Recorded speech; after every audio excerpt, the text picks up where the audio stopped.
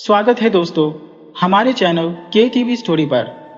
यहाँ आपको हमेशा कुछ नई और दिल को छूने वाली कहानियाँ मिलेंगी। अगर आप पहली बार यहाँ आए हैं तो चैनल को सब्सक्राइब जरूर कर लें और अगर वीडियो अच्छी लगे तो कमेंट और लाइक करना बिल्कुल ना भूलें। आज मैं आपको एक ऐसी कहानी सुनाने जा रहा हूँ जो मुझे किसी ने सुनाई थी और जब से मैंने इसे सुना है तब से मेरे दिल में बस गई है। यह कहानी एक ऐसे प्यार की है जिसने कई मुश्किलों का सामना किया और दोस्ती और वफादारी ने कैसे इस प्यार की राह आसान की। तो चलिए शुरू करते हैं यह खूबसूरत कहानी। बहुत पुराने जमाने की बात है। एक जगह चंद्रसेन नाम के राजा राज करते थे। उनकी एक ही बेटी थी जिसका नाम था कोमल। वह बहुत ही खूबसूरत और समझदार थी। इसके अलावा उसमें और भी कई खूबियां थी। तीरंदाजी, घुड़सवारी और तलवारबाजी में तो औरतें क्या, बड़े बड़े मर्द भी उसकी बराबरी नहीं कर पाते थे। राजकुमारी से शादी करने की इच्छा रखने वाले कई राजकुमार थे जिनकी कोई गिनती नहीं थी। दूर दूर के राज्यों से राजकुमार शादी का पैगाम लेकर आते, लेकिन कोमल को उनमें से कोई भी पसंद नहीं आता था। जब भी कोई रिश्ता आता तो वह बस यही कह देती कि मुझे शादी नहीं करनी। राजा के दरबार में एक कारीगर था जो हर कला में माहिर था। उसकी बनाई हुई चीजें राजा को बहुत पसंद आती थी, इसलिए राजा ने उस बूढ़े कारीगर को महल के सभी कारीगरों का मुखिया बना दिया था। उस बूढ़े कारीगर का एक जवान बेटा था जिसका नाम बादल था। बादल भी अपने पिता की तरह बहुत हुनरमंद और बहादुर था। उसकी पहलवानी में भी बहुत इज्जत थी। बूढ़े कारीगर की यह दिली ख्वाहिश थी कि उसका बेटा भी उसका हुनर सीखे। एक दिन उसने बादल को अपने पास बुलाया और कहा, बेटा, तुम भी कोई हुनर सीखो जो आगे चलकर तुम्हारे काम आएगा। बादल ने भी अपने पिता से कई हुनर सीख लिए। कारीगर अपने बेटे को देखकर बहुत खुश था, लेकिन उसे यह नहीं मालूम था कि उसका बेटा मोहब्बत की आग में जल रहा है। वह रातों को सो नहीं पाता था और बस आंसू बहाता रहता। खूबसूरत राजकुमारी कोमल के ख्यालों में वह तड़पता रहता। एक दिन राजकुमारी ने बूढ़े कारीगर से फरमाइश की कि उसके लिए एक धनुष बनाया जाए। कारीगर फौरन इस काम में लग गया। उसने अपने बेटे बादल को भी एक धनुष बनाने के लिए कहा। जब बादल ने अपना बनाया हुआ धनुष अपने पिता को दिखाया तो बूढ़ा कारीगर हैरान रह गया। उसके बेटे ने उससे भी अच्छा धनुष बनाया था। जब कारीगर ने वह धनुष अपने हाथ में लिया तो उसकी खूबसूरती और मजबूती देखकर वह दंग रह गया। बादल ने उस धनुष पर राजकुमारी के लिए एक छोटी सी प्रेम कविता भी लिखी थी। बूढ़े ने अपने बेटे का माथा चूम लिया और कहा, बेटा, सचमुच अब तो तुम हर हुनर में माहिर हो चुके हो। इसके बाद बूढ़े कारीगर ने अपना बनाया हुआ धनुष अपने पास रख लिया और जो धनुष उसके बेटे ने बनाया था उसे लेकर वह राजकुमारी के पास पहुंचा और उसे दे दिया। राजकुमारी को भी वह धनुष बहुत पसंद आया। उसे बिल्कुल ऐसा ही धनुष चाहिए था। राजकुमारी ने कारीगर को इनाम में अशर्फियों से भरी एक थैली भी भिजवाई। कुछ दिनों बाद बूढ़े कारीगर की मृत्यु हो गई और राजा ने उसके बेटे बादल को अपने दरबार में नौकरी पर रख लिया। एक दिन की बात है, राजा चंद्रसेन अपनी बेटी कोमल के कमरे में आए। उनकी नजर दीवार पर टंगे हुए धनुष पर पड़ी। उसकी खूबसूरती देखकर राजा ने धनुष को अपने हाथ में ले लिया। तभी अचानक राजा की नजर उस पर लिखी प्रेम कविता पर पड़ी। जब राजा ने वह कविता पढ़ी तो उनके चेहरे के तेवर बदल गए। राजा ने तुरंत बादल को अपने पास बुलाया और गरज कर पूछा, धनुष पर वह प्रेम भरी कविता किसने लिखी है? बादल ने हिम्मत करके जवाब दिया, हुजूर, वह कविता मैंने लिखी है। राजा गुस्से से आग बबूला हो गए और बोले, ये क्या कम था कि मैंने तुम्हें अपने दरबार में नौकरी दी और अब तुम मेरी बेटी पर डोरी डालने लगे हो। राजा ने जल्लाद को बुलाकर हुक्म दिया कि बादल को ले जाकर उसे मौत की सजा दे दी जाए। लेकिन एक मंत्री जो उस बूढ़े कारीगर का बहुत अच्छा दोस्त था, उसने राजा से बादल को माफ करने की गुजारिश की। राजा ने मंत्री की बात मान ली और बादल की जान तो बख्श दी, लेकिन उसे देश से बाहर निकालने की सजा दे दी। बादल अपने घोड़े पर सवार होकर एक दूर देश के लिए निकल गया। वह कई दिनों तक चलता रहा। उसने कई नदियां और कई जंगल पार किए। एक दिन वह एक पहाड़ी इलाके में पहुंचा। उसने देखा कि चारों तरफ हरे भरे पेड़ थे और ठंडी हवा चल रही थी। वहीं पर एक बूढ़ा चरवाहा बकरियों का एक झुंड चरा रहा था। बादल घोड़े से उतरा, बूढ़े के पास गया और उसे सलाम किया। फिर एक पेड़ के नीचे हरी भरी घास पर लेट गया। बूढ़े ने देखा कि नौजवान बहुत थका हुआ है, तो उसने अपनी एक बकरी का दूध निकालकर बादल को पीने के लिए दिया। जब बादल दूध पी चुका तो बूढ़े ने पूछा, बेटा तुम कौन हो और कहां से आ रहे हो? बादल ने अपनी पूरी कहानी उस बूढ़े को सुना दी। बूढ़े को बादल पर तरस आया और उसने पूछा, बेटा अब तुम कहां जा रहे हो? बादल ने कहा, बाबा जिसे घर से निकाल दिया गया हो वह अब कहां जा सकता है, बस यूं ही चला जा रहा हो जहां किस्मत ले जाए। बूढ़े ने कहा, बेटा मैं यहाँ इन भेड़ बकरियों को चराता हूँ, मैंने अपने बाप दादा से यही काम सीखा था। अगर तुम्हें ऐसी जिंदगी पसंद हो तो तुम मेरे पास रहो, मेरे बेटे बनकर। बूढ़े की यह बात बादल को बहुत अच्छी लगी और उसने खुश होकर कहा, बाबा आप मुझे अपने पास रखना चाहते हैं और मुझे अपना बेटा बनाने को तैयार है, तो मैं बहुत खुशी से आपके साथ रहूंगा। इस तरह से बादल अब उस बूढ़े चरवाहे के साथ रहने लगा और भेड़ बकरियां चराने लगा। बूढ़े चरवाहे ने बादल को पत्थर से निशाना लगाना बहुत अच्छे से सिखा दिया था, क्योंकि जब भी हिंसक जानवर झुंड पर हमला करते थे तो बूढ़ा चरवाहा अपने पत्थर के निशाने से उन्हें जख्मी करके भगा देता था। यही हुनर अब बादल ने भी सीख लिया था। अब जब कभी बकरियों के झुंड पर जंगली जानवर हमला करते तो बादल पत्थर से ऐसा निशाना लगाता कि उन्हें जख्मी करके भगा देता। कई बार तो उसने ऐसा निशाना लगाया कि कई खूंखार जानवरों को मार गिराया। इन जानवरों की वजह से बकरियों का बहुत नुकसान होता था, लेकिन अब बकरियां आराम से थी। दूसरी तरफ राजकुमारी कोमल किसी को बताती तो नहीं थी कि उसके दिल में बादल के लिए प्यार है, मगर दिल ही दिल में वह यह तय कर चुकी थी कि अगर वह शादी करेगी तो सिर्फ बादल से ही करेगी। जिस दिन से राजा ने बादल को वहां से निकाला था, उसी दिन से राजकुमारी ने बाहर की दुनिया से नाता तोड़ लिया था। वह दिन भर बादल के ख्यालों में डूबी रहती और सारी रात आंसू बहाती रहती। उसने यह राज हमेशा अपने दिल में छुपाए रखा। राजकुमारी कोमल की जितनी भी दासियां थी, उनमें से एक जो राजकुमारी के सबसे करीब थी, उसका नाम हीमा था। आखिरकार एक दिन जब राजकुमारी से रहा नहीं गया तो उसने अपनी दासी हीमा को अपने दिल का सारा हाल कह सुनाया। हीमा ने उससे कहा, राजकुमारी जी, आपको अपना मन बहलाने के लिए जंगल में शिकार खेलने जाना चाहिए। राजकुमारी को उसका सुझाव पसंद आया और उसने शिकार पर जाने का फैसला किया। एक दिन जब मौसम बहुत अच्छा था तो कोमल अपने पिता से इजाजत लेकर जंगल में शिकार खेलने निकल पड़ी। घोड़े पर सवार वह अपनी कुछ दासियों के साथ जंगल में जा पहुंची। बहुत देर तक वह अपने शिकार की तलाश में घूमती रही और फिर उन्हें दूर एक पहाड़ दिखाई दिया। वह पहाड़ इतना ऊंचा था जैसे आसमान को छू रहा हो।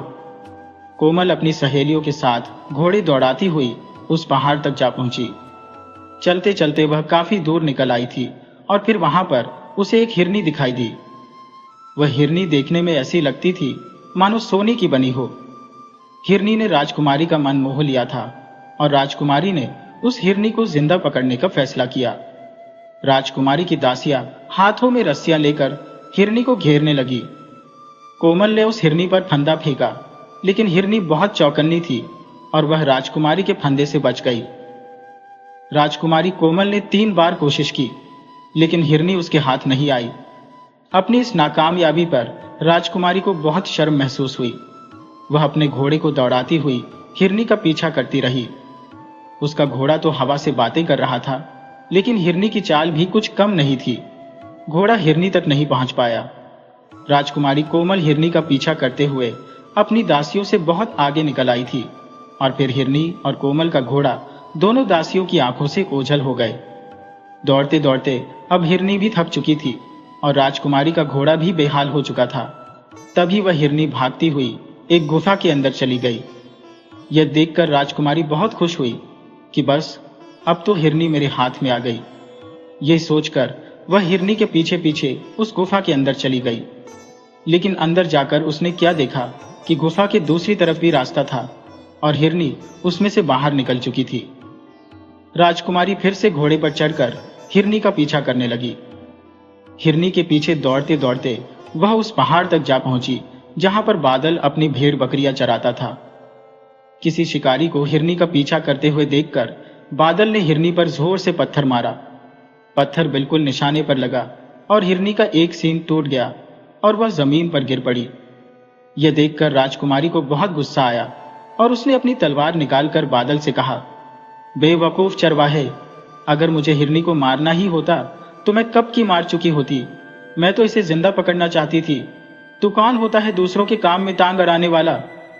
इतना कहकर उसने बादल पर तलवार से हमला कर दिया। बादल झट से पीछे हट गया और राजकुमारी अपना संतुलन खो बैठी, जिससे वह लड़खड़ाकर जमीन पर गिर पड़ी। सिर पर चोट लगने के कारण राजकुमारी गिरते ही बेहोश हो गई। बादल ने जब देखा कि लड़की गिरकर बेहोश हो चुकी है तो उसने तुरंत उसकी जान बचाने के बारे में सोचा। वह सोचने लगा, अगर यह लड़की मर गई तो बेकार में इसका सारा इल्जाम मुझ पर आ जाएगा। और फिर उसने राजकुमारी के चेहरे पर पानी के छींटे मारे। असल में वह अभी तक राजकुमारी का चेहरा ठीक से देख नहीं पाया था, लेकिन अब वह राजकुमारी कोमल को पहचान चुका था। उसने देखा कि उसकी प्रेमिका कोमल उसके सामने थी। बादल को इस बात की इतनी खुशी थी कि वह बेहोश होते होते रह गया। वह कहने लगा, राजकुमारी, अपनी आंखें खोलो, उठकर खड़ी हो जाओ। तुम मुझे अपनी तलवार से मारना चाहती थी तो लो, मुझे मार डालो, लेकिन इस तरह से बेहोश मत पड़ी रहो। बादल राजकुमारी के पास बैठा हुआ कुछ देर तक इसी तरह की बातें करता रहा। फिर थोड़ी देर बाद जब राजकुमारी कोमल को होश आया तो उसने आंखें खोल दी। उसने देखा तो वही चरवाहा उसके सामने बैठा हुआ था और उसकी आंखों से आंसू बह रहे थे। राजकुमारी ने उस चरवाहे के चेहरे को ध्यान से देखा तो वह अपने प्रेमी को पहचान गई।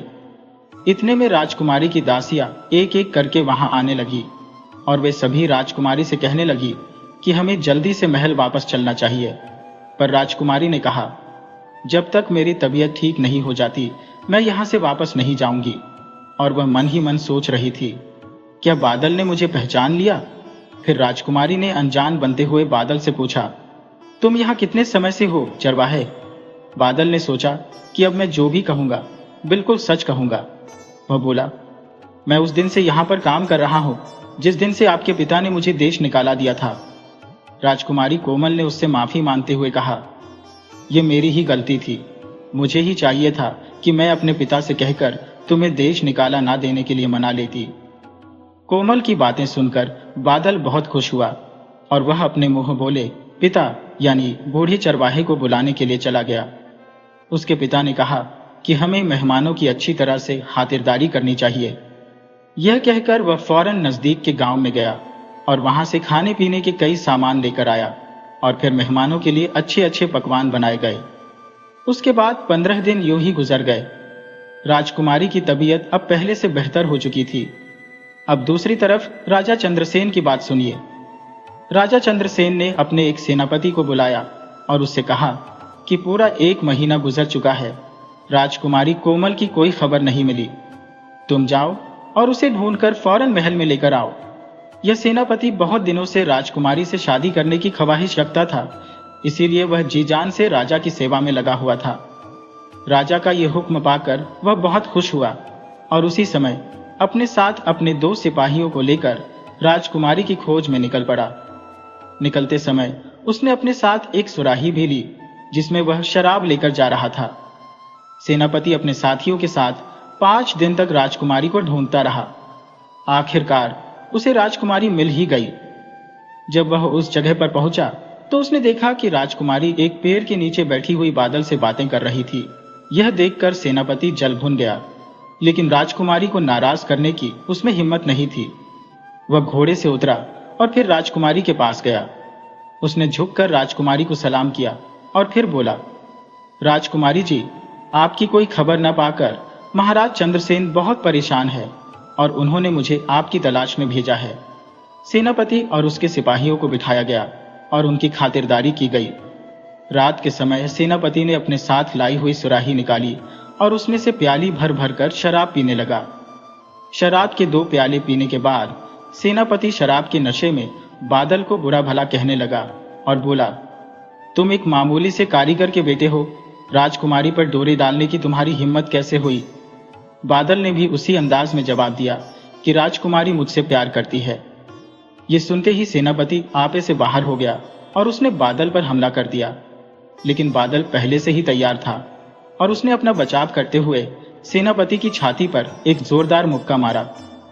सेनापति वहीं पर लड़खड़ाकर गिर गया और उसकी जान चली गई। यह देखकर सेनापति के आदमी बादल पर टूट पड़े, लेकिन बादल ने उन दोनों को भी ठिकाने लगा दिया। जब यह सब हो चुका तो बादल ने कोमल से कहा, राजकुमारी जी, अब मेरा यहाँ पर रहना ठीक नहीं है, हमें किसी दूसरे देश में चलना चाहिए। राजकुमारी इस बात पर राजी हो गई और उसने अपनी दासियों को वापस भेज दिया। उन्हें यह समझा दिया कि अगर मेरे पिता पूछे तो उनसे यह कह देना कि राजकुमारी कोमल किसी दूसरे देश के लिए निकल गई है। दासियां रोती पीटती हुई महल की तरफ चली गई। राजकुमारी और बादल बूढ़े चरवाहे से इजाजत लेकर अपने अपने घोड़ों पर सवार होकर वहां से निकल गए। कुछ दिनों की यात्रा के बाद दोनों एक दूसरे राज्य में जा पहुंचे, जहां पर राजा हंसराज का राज्य था। बादल और कोमल अपनी असलियत छुपाना चाहते थे, इसलिए उन्होंने अपना भेष बदल लिया। बादल ने वहां एक लोहार के पास काम कर लिया और कुछ दिनों के बाद बादल और कोमल ने शादी कर ली। बादल जिस लोहार के पास काम करता था, उसके पास एक जमींदार अपने घोड़े के पांव में नाल लगवाने के लिए आता था। एक दिन जमींदार ने बादल से कहा कि भाई, तुम सराय में क्यों रहते हो? मैं तुम्हें एक बहुत अच्छा मकान दिलवा सकता हूं। मेरे ख्याल से तुम्हें वहीं चलकर रहना चाहिए। बादल इस बात पर राजी हो गया। जाकर देखा तो मकान उसे बहुत पसंद आया। बादल ने अपनी कमाई में से कुछ पैसे जमा करके रखे हुए थे। उसने वह मकान खरीद लिया। बादल और कोमल अब दोनों इसी मकान में रहने लगे। असल में जमींदार की नीयत राजकुमारी कोमल को देखकर खराब हो चुकी थी। जमींदार का एक नौकर था जो पहले एक लुटेरा रह चुका था। जमींदार ने एक दिन उसे बुलाकर कहा कि आज रात को तुम कहीं बाहर मत जाना, तुम्हारे लिए एक बहुत ही खास काम है। आधी रात के समय वह जमींदार नौकर को लेकर बादल के मकान के बाहर पहुंचा। उनकी योजना यह थी कि जब बादल सो जाएगा तो अंदर जाकर उसे मार डाला जाए और उसकी पत्नी को उठा लिया जाए। बादल तो सो गया था, लेकिन कोमल अभी तक जाग रही थी। कदमों की आहट सुनते ही उसने अपने पति को जगा दिया। बादल बिस्तर से उठकर जब दरवाजे के पास पहुंचा तो दरवाजे की दरारों में से उसने झांक कर देखा कि बाहर दो आदमी खड़े थे। वह वापस आया और उसने तकिए के नीचे से अपना खंजर निकाल लिया और फिर दरवाजा खोलकर बाहर आ गया। बाहर आते ही नौकर ने बादल पर हमला कर दिया। दोनों गुत्थम गुत्था हो गए। इतने में कोमल बाहर आई और उसने जमींदार को पकड़ लिया और बेतहाशा उसे घूंसे मारने लगी। दूसरी तरफ बादल ने उस नौकर का काम तमाम कर दिया, जबकि वह जमींदार राजकुमारी के आगे गिड़गिड़ा रहा था कि मुझ पर दया करो और मुझे छोड़ दो। राजकुमारी सोच रही थी कि इसे जान से मार देना ही ठीक रहेगा, लेकिन बादल ने उसे रोक दिया और कहा कि इसे छोड़ दो, और जमींदार से कहा, जा, यहां से दफा हो जा। जमींदार भागता हुआ अपने घर आ गया और फिर उसने सोचा कि मैं क्यों न राजा हंसराज के पास जाकर इन दोनों की शिकायत करूं। अगले दिन सुबह जमींदार राजा हंसराज के सामने पेश हो गया और अपने जख्म दिखाते हुए वह कहने लगा, महाराज, कुछ दिन पहले एक आदमी हमारे नगर में आया है। वह कौन है, कहां से आया है, इसके बारे में किसी को कुछ नहीं मालूम। उसके साथ एक लड़की भी है। मैंने सोचा था कि यह दोनों शरीफ है, इसलिए मैंने अपना एक मकान उन्हें सस्ते में बेच दिया। मगर जब मैं तय किए गए सौदे की बाकी रकम लेने उसके पास गया तो उस आदमी ने मार मार कर मेरी बुरी हालत कर दी। हुजूर, मेरी आपसे गुजारिश है कि आप ऐसे लोगों को सजा दें और उन्हें शहर से निकलवा दें। राजा गुस्से में आ गया और बोला, ऐसे लोगों को शहर से नहीं बल्कि इस दुनिया से ही विदा कर देना चाहिए। राजा ने अपने सिपाहियों को भेजा और वे बादल और कोमल को पकड़कर राजा के सामने ले आए। राजा ने जब राजकुमारी कोमल को देखा तो उसे देखता ही रह गया। फिर उसने गरज कर बादल से पूछा, तुम इतनी सुंदर लड़की को कहां से लाए हो? मुझे तो लगता है कि जरूर तुमने इसे कहीं से अगवा किया होगा। बादल ने कहा, आप इनसे खुद ही पूछ लीजिए। राजा ने बादल को धमकाते हुए कहा, इस लड़की को यहीं पर छोड़कर तुम शहर से निकल जाओ। जब बादल इस बात पर तैयार नहीं हुआ तो राजा ने 2 सिपाहियों को बुलाया और हुक्म दिया कि इस नौजवान को ले जाकर मार दिया जाए। सिपाहियों ने बादल को गिरफ्तार कर लिया और उसे रस्सियों से बांध दिया। जैसे ही सिपाही उसे लेकर महल से बाहर निकले तो बादल ने एक ही झटके में अपने हाथों में बंधी हुई रस्सी को तोड़ दिया और सिपाहियों की कदैत से छूटकर वह भाग गया। वहां से भागकर वह उस लोहार के घर में आ गया जिसके यहाँ पर वह काम करता था। बादल ने सारा किस्सा लोहार को कह सुनाया। लोहार ने कहा, यह शहर से बाहर एक गुफा है, तुम उस गुफा में जाकर छुप जाओ। मैं शहर जाकर लोगों से सारे हालात मालूम करूंगा और तुम्हें आकर बताऊंगा। लोहार के कहने पर बादल उस गुफा में जाकर छुप गया। दूसरी तरफ राजा ने पहले राजकुमारी कोमल से बड़ी नरमी से बात की और उसे कई तरह के लालच दिए। बोला, मैं तुम्हें सोने चांदी से लाद दूंगा, तुम मुझसे शादी कर लो, मैं तुम्हें पटरानी बनाकर रखूंगा। मगर राजकुमारी कोमल किसी तरह से भी राजी न हुई। तब राजा ने उसे जेल खाने में डलवा दिया। राजा के बगीचे में एक गुप्त तहखाना था जिसके बारे में किसी को मालूम नहीं था। राजा के कहने पर राजकुमारी को इस गुप्त काल कोठरी में डाल दिया गया। जब राजा को यह पता चला कि बादल सिपाहियों की कड़ैत से भाग चुका है तो उसने हुक्म दिया कि राज्य से बाहर जाने वाले सभी रास्तों को बंद कर दिया जाए और उस भगोड़े को पकड़कर मेरे सामने हाजिर किया जाए। राजा के सिपाहियों ने उसकी बहुत तलाश की लेकिन उन्हें बादल कहीं भी नहीं मिला। जब रात हुई तो लोहार बादल के पास उस गुफा में आया और दोनों बहुत देर तक इस बात पर विचार करते रहे कि आखिरकार आगे क्या किया जाए। फिर लोहार ने यह राय दी कि राजा हंसराज का एक मंत्री है जिसका नाम सोमनाथ है। वह बहुत ही नेक दिल और गरीबों की मदद करने वाला है। तुम उसके पास जाओ और उसको सारा हाल बताओ। मुझे यकीन है कि वह तुम्हारी मदद जरूर करेगा। और फिर बादल आधी रात के समय उस गुफा से निकलकर मंत्री सोमनाथ के घर के दरवाजे पर जा पहुंचा। उसने दरवाजे पर दस्तक दी तो अंदर से आवाज आई, कौन है? बादल ने जवाब दिया कि मैं बहुत दूर से आया हूं और मुझे मंत्री सोमनाथ की मदद चाहिए। मंत्री सोमनाथ को किताबें पढ़ने का बहुत शौक था। वह अक्सर आधी आधी रात तक बैठकर किताबें पढ़ा करते थे। आज भी वह अभी तक जाग रहे थे। नौकर ने आकर उन्हें खबर दी, हुजूर, दरवाजे पर कोई नौजवान खड़ा है और कहता है कि वह बहुत दूर से आया है और किसी मामले में उसे आपकी मदद चाहिए। मंत्री सोमनाथ ने कहा, उसे अंदर आने दो। बादल जब मंत्री के कमरे में आया तो उसने झुककर मंत्री को सलाम किया और इसके बाद उसने अपनी सारी कहानी मंत्री सोमनाथ को बता दी। सोमनाथ ने कहा, तुम चिंता मत करो, राजा कोमल को नहीं मारेगा। मैं इस बात का पता लगाता हूं और फिर तुम्हें बताऊंगा। सुबह के समय जब मंत्री सोमनाथ महल में पहुंचे तो वह शाही बगीचे में टहलने लगे। वहां माली ने उन्हें देखकर सलाम किया और ताजा फूलों का गुलदस्ता बनाकर मंत्री को दिया। मंत्री सोमनाथ को यह मालूम था कि राजा के बगीचे में एक खुफिया काल कोठरी है और यह माली बगीचे और काल कोठरी दोनों की रखवाली करता है, लेकिन किसी को इस बारे में मालूम नहीं था। और फिर मंत्री ने उस माली से पूछा, मैंने सुना है कि कल कोई लड़की काल कोठरी में लाई गई है, क्या तुम्हें इस बारे में कुछ पता है? माली बोला, जी हाँ हुजूर, पता है। खुद राजा ने ही कल उसे काल कोठरी में डलवाया है। मंत्री सोमनाथ जब अपने घर वापस आए तो उन्होंने अपने नौकर को भेजकर बादल तक यह खबर पहुंचा दी कि राजकुमारी अभी तक सही सलामत है। इसके बाद मंत्री ने अपने कुछ वफादार नौकरों को बुलाकर कहा कि मेरे मकान से लेकर काल कोठरी तक एक सुरंग खोदी जाए। 4 दिन के अंदर अंदर यह सुरंग तैयार कर दी गई। इस सुरंग के जरिए राजकुमारी कोमल को तहखाने से निकालकर मंत्री के घर पर लाया गया। मंत्री बादल को भी अपने घर ले आए और उससे बोले कि अब तुम दोनों पति पत्नी मेरे घर में आराम से रह सकते हो, यहाँ पर तुम्हें कोई खतरा नहीं है। पति पत्नी दोनों सोमनाथ के घर में 3 साल तक रहे। उनके यहाँ एक बेटा भी पैदा हो चुका था और वह चलने भी लगा था। तब एक दिन जब मंत्री उन दोनों के कमरे के पास से गुजर रहे थे तो उन्होंने दोनों को बातें करते सुना। बादल कोमल से कह रहा था, राजकुमारी, मुझे अच्छी तरह मालूम है कि तुम्हें अपने मायके की याद सता रही है। तुम उन लोगों को देखने के लिए तरस रही हो, मगर किया भी क्या जा सकता है? तुम सब्र से काम लो।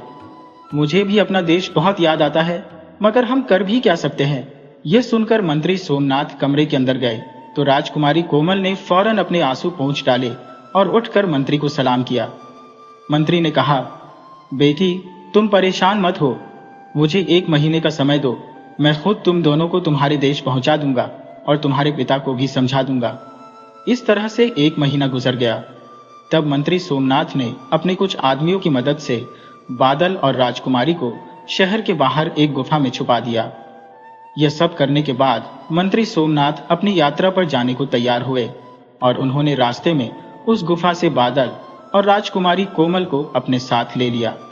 लंबा रास्ता तय करते हुए मंत्री सोमनाथ राजकुमारी और बादल के साथ उनके देश जा पहुंचे। मंत्री सोमनाथ अपनी नेक दिल और अक्लमंदी के लिए दूर दूर के राज्यों में मशहूर थे और हर राज्य का राजा उनका बहुत सम्मान करता था।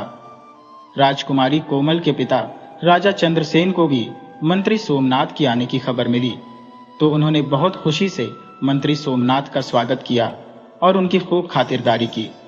मंत्री सोमनाथ कई दिनों तक वहां मेहमान बनकर रहे और फिर एक दिन उन्होंने राजा चंद्रसेन से कहा, महाराज, मैं आपके दरबार में इसलिए आया हूं क्योंकि मैं 2 गुनाहगारों की तरफ से आपसे माफी मांगना चाहता हूं, और अगर आपने उन्हें माफ कर दिया तो मेरे लिए इससे बड़ी खुशी की बात कोई और नहीं हो सकती। राजा चंद्रसेन ने फौरन जवाब दिया, हुजूर, अगर आप कहें तो मैं उन्हें माफ कर दूंगा, चाहे उन्होंने मेरे पिता की हत्या ही क्यों न की हो। बताइए, वह कौन लोग हैं? मंत्री सोमनाथ ने उसी समय राजकुमारी कोमल और बादल दोनों को दरबार में बुलवा लिया। राजकुमारी महल में आते ही अपने पिता के सीने से लग गई। खुशी के मारे राजा चंद्रसेन की आंखों से आंसू बहने लगे थे और उन्होंने रोते हुए अपनी बेटी से पूछा, बेटी, तुम इतने दिनों तक कहां रही? उसी समय बादल भी राजा के पास आ गया। उसे देखते ही राजा गुस्से से भर गए और उसे मरवाना चाहते थे, लेकिन मंत्री सोमनाथ ने राजा को उनका वचन याद दिलवाया।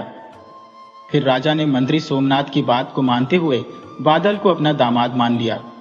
मंत्री सोमनाथ राजा चंद्रसेन के यहाँ पर कुछ दिन और रहे और फिर वापस अपने राज्य लौट गए। राजकुमारी कोमल और बादल जब तक जिंदा रहे, मन ही मन वे दोनों मंत्री सोमनाथ का शुक्रिया अदा करते रहे और उनके किए गए एहसानों को याद करते रहे। जब मंत्री सोमनाथ अपने घर वापस लौट गए तो बादल ने सबसे पहला काम यह किया कि उसने बूढ़े चरवाही को अपने पास बुला लिया, जिसके साथ मिलकर वह पहाड़ों पर भेड़ें चराया करता था और जिसने बादल को अपना बेटा बनाया था। बादल ने उसके रहने का इंतजाम अपने महल में ही करवा दिया और इस तरह से वे सभी एक खुशनुमा जिंदगी बिताने लगे। तो दोस्तों, मुझे पूरी उम्मीद है कि आपको यह कहानी बहुत पसंद आई होगी। यह कहानी हमें सिखाती है कि सच्चा प्यार और ईमानदारी हर मुश्किल का सामना कर सकती है और बुरे वक्त में मिले सच्चे दोस्त और अपनों का साथ अनमोल होता है। जीवन में कभी कभी अपनों को खोकर ही हमें उनकी कीमत का एहसास होता है और ये कहानी उसी एहसास को बहुत अच्छे से दिखाती है। अगर आपको ये कहानी पसंद आई हो तो वीडियो को लाइक करें, अपने अच्छे कमेंट करें और अपना नाम और शहर का नाम लिखना बिल्कुल ना भूलें। तो अपने दोस्त राणा मंजीत सिंह को अब अनुमति दीजिए। मिलते हैं किसी अगली कहानी में।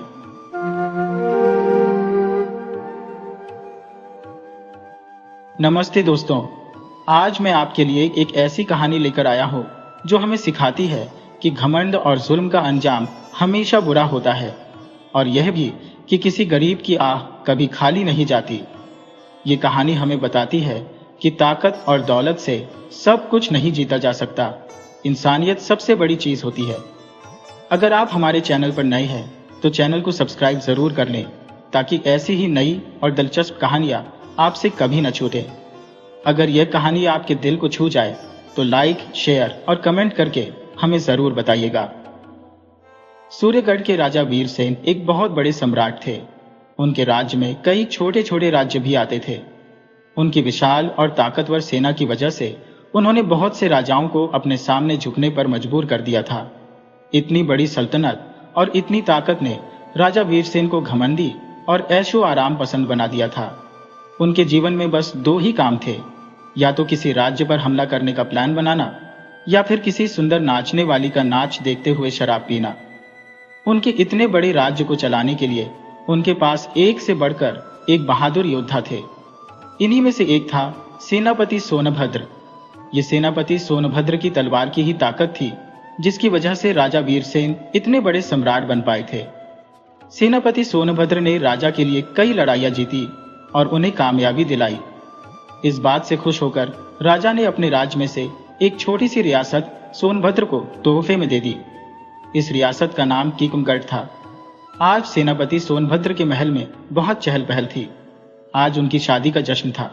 सब लोग बहुत खुश थे, लेकिन महल में कोई ऐसा भी था जो आज बहुत दुखी थी, और वह थी सुलोचना। सुलोचना सेनापति के महल में एक दासी की बेटी थी। उसके दुख की वजह यह थी कि वह सेनापति सोनभद्र से प्यार करती थी। उसका यह प्यार बिना वजह के नहीं था। असल में सेनापति और सुलोचना बचपन में एक साथ खेला करते थे। एक साथ खेलते कूदते और खाते पीते, यहाँ तक कि जब वे बड़े हुए तो सुलोचना को सोनभद्र से प्यार हो गया था। वह सोनभद्र से शादी करने के सपने देखने लगी थी, लेकिन एक दासी की बेटी के साथ सोनभद्र की शादी भला कैसे हो जाती। इसीलिए सेनापति ने अपने माता पिता की मर्जी के हिसाब से शादी करने का फैसला कर लिया था, और आज उनकी शादी हो रही थी। सुलोचना इस बात को बर्दाश्त नहीं कर पाई। वैसे दासी की बेटी होने के बावजूद सुलोचना की खूबसूरती किसी परी से कम नहीं थी, और वह नाचने की कला में भी बहुत माहिर थी। इधर सेनापति की शादी हो रही थी और उधर सुलोचना दुख की आग में जल रही थी। राजा वीरसेन को भी इस शादी का बुलावा दिया गया था, लेकिन वह टीकमगढ़ नहीं आए। शायद उनके घमंड और उनकी ऐशो आराम ने उन्हें राजधानी सूर्यगढ़ से बाहर निकलने ही नहीं दिया। शादी के बाद सेनापति अपनी नई पत्नी को लेकर राजधानी पहुंचे और राजा से मिले। राजा ने उनके लिए अपने महल में शाही दावत का इंतजाम किया, और अगले दिन सेनापति सोनभद्र वापस टीकमगढ़ लौट गए। जब सब कुछ ठीक ठाक था, तब सेनापति के महल में दासी की बेटी सुलोचना बहुत बेचैन थी। उसके मन में अब सेनापति के लिए नफरत भर चुकी थी। वह सोच रही थी कि सोनभद्र ने बचपन का हमारा प्यार एक झटके में कैसे भुला दिया। मैं तो दिन रात उसी के नाम की माला जपती रहती थी, लेकिन उसने शादी किसी और से कर ली। अब वह मन ही मन सोनभद्र से बदला लेने की बात सोचने लगी। उसी रात वह चुपचाप बिना किसी को बताए टीकमगढ़ महल से चली गई। सुबह होते ही सुलोचना की मां ने अपनी बेटी के गायब होने की खबर सेनापति को दी, तो वह भी इस बात को लेकर बहुत हैरान और परेशान हुए। जबकि सुलोचना टीकमगढ़ से निकलकर एक जंगल में जा पहुंची थी। उसे वहां पर एक छोटी झोपड़ी दिखाई दी। झोपड़ी में पहुंचने पर पता चला कि इस झोपड़ी में एक साधु और उनकी पत्नी रहते हैं। सुलोचना ने उनसे विनती की कि वह उसे कुछ समय के लिए अपनी झोपड़ी में रहने दे। साधु और उनकी पत्नी ने खुशी से उसकी यह विनती मान ली। अब सुलोचना उन्हीं के साथ रहती और उनके कामों में उनका हाथ बटाती। वह जंगल से लकड़ियां इकट्ठा करके लाती। साथ ही साथ वह सोनभद्र से बदला लेने का प्लान भी मन ही मन में बना रही थी। वक्त बीता और 1 साल जैसे पंख लगाकर उड़ गया। टीकमगढ़ महल में सुलोचना की मां अपनी बेटी की कोई खबर न मिलने से बहुत दुखी रहती थी और अपनी किस्मत को कोसती रहती थी। 1 साल बीत जाने पर सुलोचना ने सोनभद्र से बदला लेने का प्लान पूरी तरह से तैयार कर लिया था। अब समय आ गया था उस प्लान पर काम करने का। एक दिन सुलोचना ने साधु दंपति से इजाजत ली और कहा कि अब वह अपने घर वापस जा रही है। दोनों ने बड़ी खुशी से सुलोचना को विदा कर दिया, लेकिन सुलोचना टीकमगढ़ वापस नहीं गई। इधर राजधानी में राजा वीरसेन पहले की ही तरह अपनी ऐशो आराम की दुनिया में खोए हुए थे।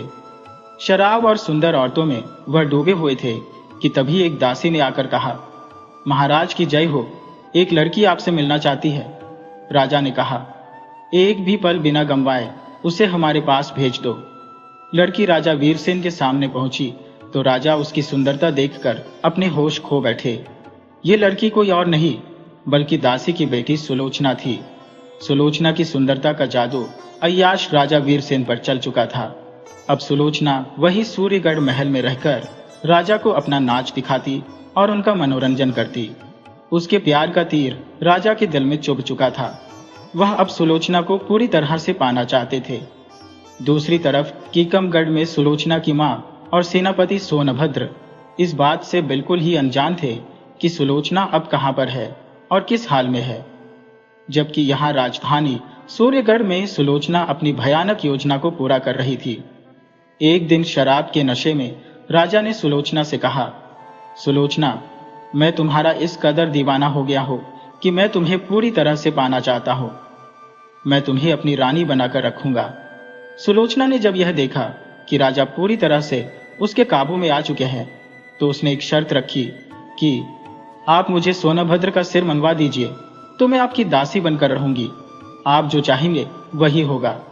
अय्याश राजा वीरसेन ने यह शर्त मान ली और कहा, मेरे पास सोनभद्र जैसे कई नौकर है, लेकिन तुम्हारे जैसी सबसे सुंदर लड़की इस धरती पर कोई दूसरी नहीं है। वीरसेन ने सुलोचना के लिए एक अलग महल का इंतजाम कर दिया। 3 दिन के बाद राजा ने अपनी विशाल सेना के साथ कीकमगढ़ महल को घेर लिया और सेनापति सोनभद्र को संदेश भेजा गया कि वह बिना किसी विरोध के आत्मसमर्पण कर दे, नहीं तो बेवजह ही टीकमगढ़ में खून की नदियां बह जाएगी। सोनभद्र राजा के इस कदम से हैरान था, लेकिन वह जानता था कि अगर उसकी बात ना मानी गई तो वह सन की राजा कीकमगढ़ को तबाह कर देगा, और वैसे भी उसकी इतनी बड़ी सेना का मुकाबला करना सोनभद्र के बस के बाहर की बात थी। सोनभद्र ने कीकमगढ़ और अपने परिवार की सुरक्षा के लिए आत्मसमर्पण करने का फैसला कर लिया। वह जानता था कि अगर उसने विरोध किया तो राजा अपनी सनक में उसके पूरे परिवार और पूरे नगर को तबाह कर देगा। हालांकि सोनभद्र की पत्नी यह नहीं चाहती थी, लेकिन सोनभद्र ने उसको समझाया कि राजा को सिर्फ मेरी गर्दन ही चाहिए। अगर मेरे आत्मसमर्पण करने से बाकी सबकी जान बचती है तो ऐसा ही सही।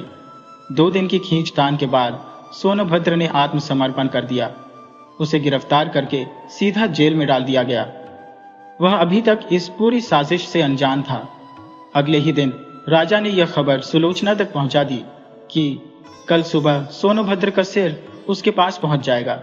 सुलोचना ने चैन की सांस ली। अब मेरे प्यार की प्यास बुझ गई। वह सोचने लगी, उसने मुझे तुच्छ समझकर मेरा प्यार ठुकराया था, अब मैं उसके सिर को ठोकर मारूंगी। सोनभद्र ने मुझे एक मामूली औरत समझा, लेकिन यह नहीं सोचा कि एक औरत कीकमगढ़ का नाच भी कर सकती है। सुलोचना हंसने लगी, लेकिन उसकी हंसी में बदले की भावना छिपी हुई थी। तभी उसके मन में एक और ख्याल आया कि मरने से पहले क्यों न सोनभद्र को एक बार देख लिया जाए। उसकी बुरी हालत देखकर मन को शांति मिलेगी। वह मदद के लिए मेरे आगे गिड़गिड़ाएगा और मैं सिर ऊंचा करके खड़ी रहूंगी। इतने में राजा उसके कमरे में आए। सुलोचना के मन की इच्छा पूरी हुई। कुआं प्यासे के पास आया था। राजा ने देखा कि सुलोचना की सुंदरता फूट फूट कर निकल रही थी। वह हंसकर बोले, कहो कैसी तबीयत है? सुलोचना ने कहा, जी आपकी मेहरबानी से बिल्कुल ठीक हो। राजा बोला, तुम्हारी चीज तुम्हारे पास पहुंच जाएगी। सुलोचना ने कहा, मैं आपकी बहुत आभारी हूं, लेकिन एक विनती है, उम्मीद है आप उसे मानेंगे। राजा ने सुलोचना के चेहरे को एकटक देखा और फिर कहा, कहो क्या हुक्म है? मैं सोनभद्र से एक बार मिलना चाहती हूँ। कल सुबह उसे फांसी दे दी जाए, उससे पहले मैं एक बार उससे मिलना चाहती हूँ। राजा ने सोचा, चिड़िया जाल में फंस चुकी है, अब और कहां जाएगी। जरूर यह सोनभद्र को चिढ़ाना चाहती है, इसमें कोई बुराई नहीं है। ये सोचकर राजा ने कहा, हमें तुम्हारी बात मंजूर है। राजा ने एक अंगूठी सुलोचना को दी और कहा कि यह अंगूठी पहरेदार को दिखाकर सोनभद्र से मिल लेना, और राजा बहुत खुशी से वहां से चले गए। सुलोचना जेल जाने को तैयार हुई। वह अपने रूप के नशे में पागल होकर मानो झूमने लगी। वह सोचने लगी कि सोनभद्र मुझे देखकर तड़प उठेगा और अपने आप पर उसे बहुत अफसोस होगा। अगले ही पल उसने सोचा कि मैं सोनभद्र के जख्मों पर नमक छिड़कने जा रही हूं, उसे अपनी सुंदरता नहीं दिखाऊंगी। यह सोचकर उसने अपना चेहरा एक कपड़े से ढक लिया और पालकी में बैठ गई। रात का समय था। सुलोचना की पालकी जेल के बाहर आकर रुकी।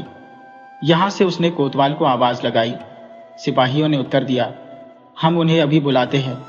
सुलोचना बोली, उसकी जरूरत नहीं है, मैं सोनभद्र से मिलना चाहती हूँ, जेल का दरवाजा खोल दिया जाए। सिपाही कांप कर बोले, यह हमारी ताकत से बाहर है। सुलोचना ने कड़क कर कहा, हुक्म का पालन करो, तुम सुलोचना की आज्ञा नहीं मानते। यह देखो शाही अंगूठी। सुलोचना का नाम राजधानी के बच्चे बच्चे की जुबान पर था कि कैसे उसने राजा को अपने वश में कर लिया। उसकी सुंदरता के चर्चे घर घर में थे, लेकिन उसे किसी ने देखा नहीं था। सिपाहियों ने जब सुलोचना का नाम सुना और शाही अंगूठी देखी तो उनके होश उड़ गए। कांपते हुए बोले, जो हुक्म, हम हाजिर हैं। यह कहकर उन्होंने जेल का दरवाजा खोला और सिर झुकाकर खड़े हो गए। सुलोचना ने जेल में एंट्री की। किसी भी सिपाही की हिम्मत नहीं थी कि नजरें उठाकर उसे देख सके। एक सिपाही दीपक लेकर उसे सोनभद्र की कोठरी में ले गया। अब सुलोचना के पैर लड़खड़ाने लगे। सिपाही ने एक धुंधला सा दीपक दीवार पर रख दिया और कोठरी का दरवाजा बंद करके बाहर चला गया। सुलोचना ने देखा सोनभद्र जमीन पर बैठा हुआ अपनी मौत का इंतजार कर रहा था। सुलोचना के दिल पर जैसे चोट लगी। वह सोचने लगी, आज यह कुल का चिराग अपने कुल पर कुर्बान होने जा रहा है और मैं एक गिरी हुई औरत इसकी जान ले रही हूं। यह मरेगा तो स्वर्ग का रास्ता इसके लिए खुल जाएगा और मैं जिंदा रहूंगी, फिर भी नरक के रास्ते पर चलूंगी। लोग इस पर फूल चढ़ाएंगे और मेरे नाम पर हमेशा धिक्कारेंगे। ये मैंने क्या किया? जिसके नाम की माला जपती थी, जिससे प्यार करती थी, उसे खुद मरवाने चली हो। सुलोचना की आंखों से आंसुओं की नदी बह निकली। प्यार की दबी हुई चिंगारी एक बार फिर से भड़क उठी। उसका सोया हुआ प्यार एक बार फिर जाग गया। वह लड़खड़ाते पैरों से आगे बढ़ी।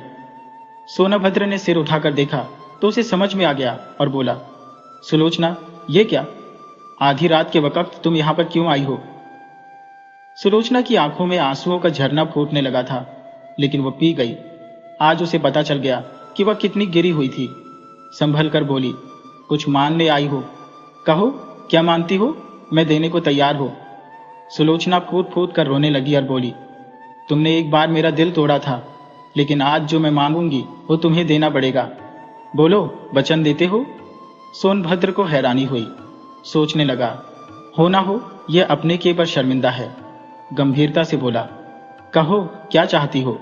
सुलोचना ने विनती करते हुए कहा, मेरे कपड़े पहन लो और यहां से निकल जाओ। यह नकाब चेहरे पर लगा लेना, वैसे भी सिपाही नजर उठाकर भी तुम्हारी तरफ नहीं देखेंगे। सोनभद्र ने नफरत से अपना मुंह फेर लिया और कहने लगा, मैं एक क्षत्रिय हूं, कायर नहीं। सुलोचना बोली, तुम मेरी वजह से इस मुसीबत में फंसे हो। जब तक मैं खुद तुम्हें यहां से निकाल ना दूंगी, मुझे शांति नहीं मिलेगी। तुमने अभी मुझे वचन दिया है कि मैं जो मांगूंगी तुम मुझे दोगे। मैंने पाप किया है, उसका प्रायश्चित मुझे करने दो। औरत का सबसे आखिरी हथियार उसका रोना होता है। जहां पर सारे तरीके बेकार हो जाए, वहां पर यह काम आ जाता है। सुलोचना का रोना देखकर सोनभद्र कुछ नरम पड़ गए। बोले, अगर मैं यहां से निकल गया तो मेरी मुसीबत तुम पर टूट पड़ेगी। सुलोचना ने कहा, तुम मेरी चिंता मत करो, मुझे कुछ भी नहीं होगा। मैं सुबह बड़े आराम से यहां से निकल जाऊंगी। सुलोचना ने यह झूठ बोला था, लेकिन अपने लिए नहीं, दूसरे के लिए। सोनभद्र ने मजबूर होकर उसका यह प्रस्ताव मान लिया। सुलोचना ने वह अंगूठी सोनभद्र को दी और कहा कि यह सैनिकों को दिखा देना। इसके बाद दोनों ने कपड़े बदल लिए। सोनभद्र सुलोचना के कपड़े पहनकर जेल से निकल गया। सिपाहियों ने आंख उठाकर भी उसकी तरफ नहीं देखा। इधर सुलोचना चुपचाप कंबल ओढ़कर लेट गई। कुछ देर बाद कोठरी का दरवाजा खुला। दीपक बुझ चुका था। जल्लाद हाथों में तलवार लिए हुए अंदर आया। अंधेरे में उसने देखा कि कैदी सो रहा है। उसने कंबल हटाकर सुलोचना के गले पर छुरी चला दी। सुलोचना जिसकी मौत का मजा लेना चाहती थी, उसके लिए ही उसने अपनी जान दे दी। प्यार के खेल निराले होते हैं। सुबह सुबह का वक्त था। भोर की पहली किरण आसमान में फूट पड़ी। जल्लाद सिर को पोटली में लपेटे हुए राजा के सामने पहुंचा और बोला, सोनभद्र का सिर हाजिर है जनाब। राजा ने कहा, कपड़ा हटाओ। जल्लाद ने कपड़ा हटाया। एक बिजली सी कौंध गई। राजा के होश उड़ गए। यह सोनभद्र का नहीं बल्कि सुलोचना का सिर था। राजा बहुत ही निराश हुए।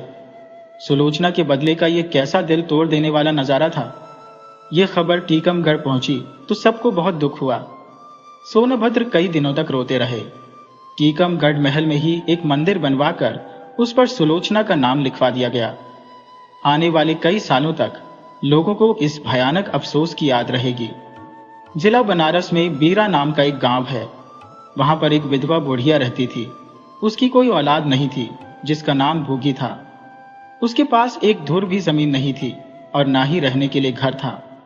उसके जीवन का एकमात्र सहारा उसका भार था, जिस पर वह गांव वालों का अनाज भुना करती थी। गांव के लोग ज्यादातर एक वक्त ही भुने हुए चने खाते थे, इसीलिए भूगी के भाड़ पर रोज भीड़ लगी रहती थी। वह जो कुछ भी कमाती उसी से उसका गुजारा चलता था। अपनी झोपड़ी में वह एक कोने में पड़ी रहती थी। बुढ़िया सुबह उठती और चारों ओर से भाड़ में जलाने के लिए सूखी पत्तियां इकट्ठा करके लाती। भाड़ के पास ही पत्तियों का एक बड़ा सा ढेर लगा रहता था। दोपहर के बाद उसका भाड़ जलता था, लेकिन जब एकादशी या पूर्णिमा के दिन रिवाज के हिसाब से भाड़ नहीं जलता था।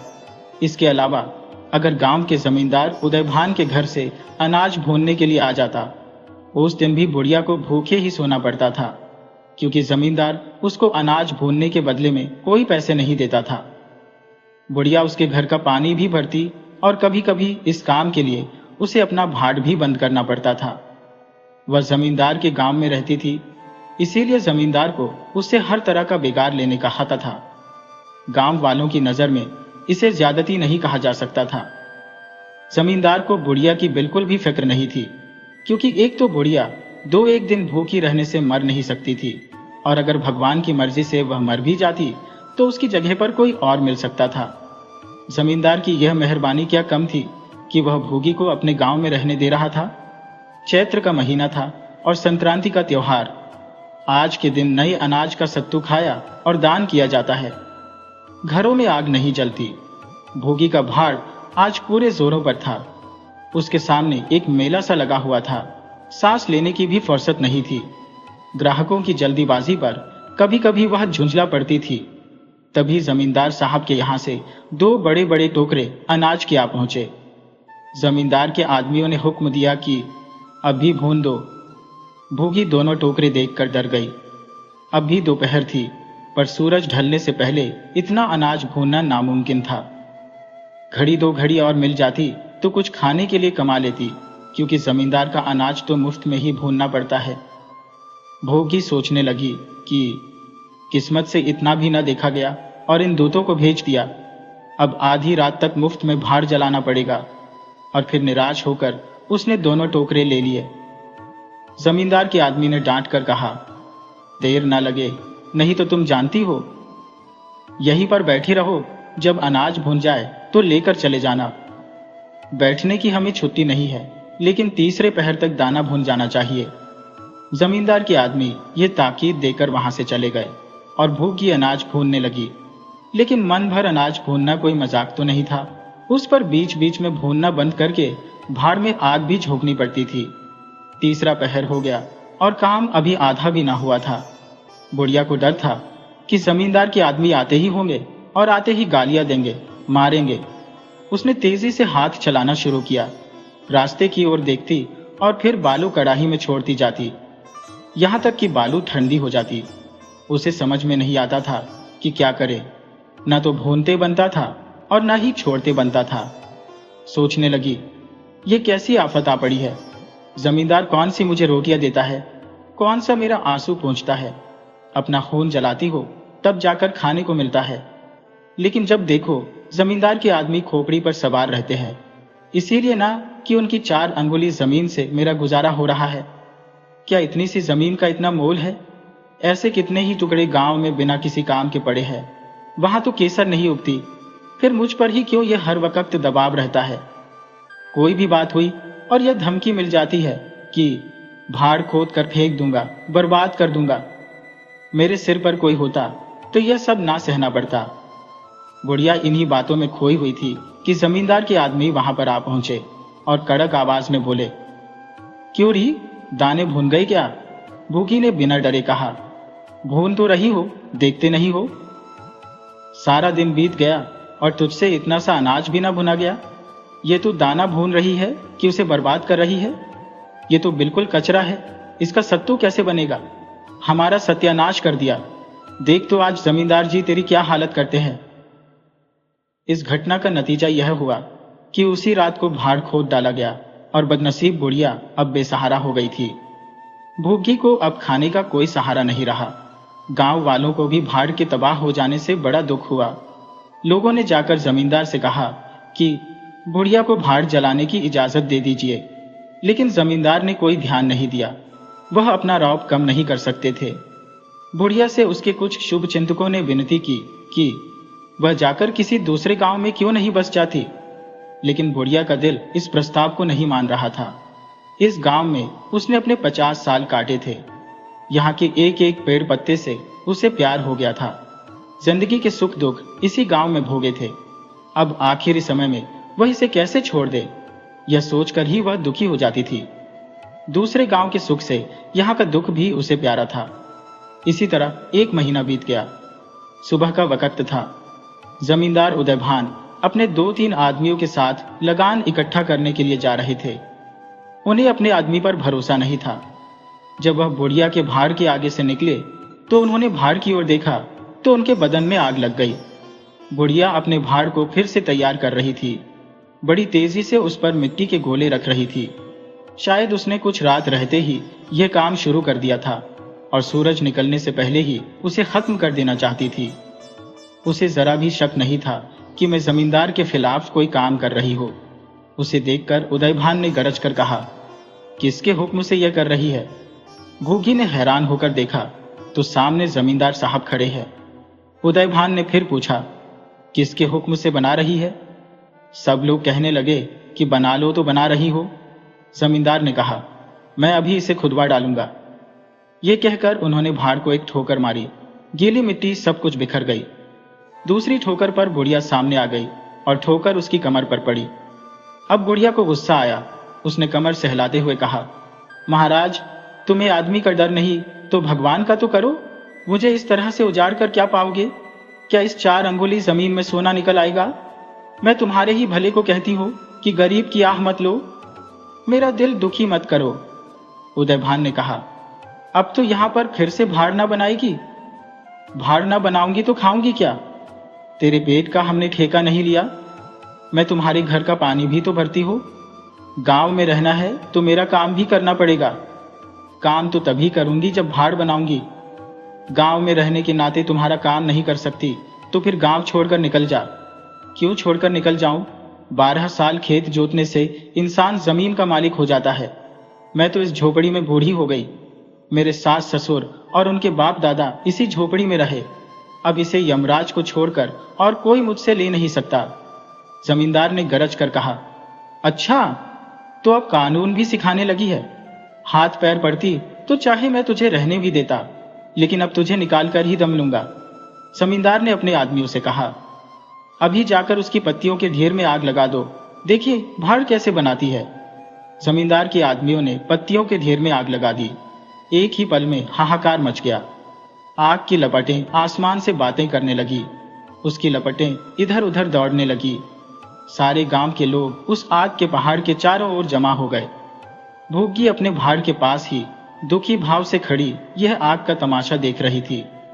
अचानक उसके दिमाग में न जाने क्या आया। वह तेजी से दौड़ती हुई उस आग के कुंड में कूद पड़ी। लोग चारों तरफ से दौड़े, लेकिन किसी में हिम्मत नहीं पड़ी कि आग के मुंह में जाए। पल भर में ही बुढ़िया का सूखा शरीर आग में समा गया। उसी समय हवा भी तेजी से चलने लगी। आग की ऊंची ऊंची लपटें पूरब दिशा की ओर दौड़ने लगी।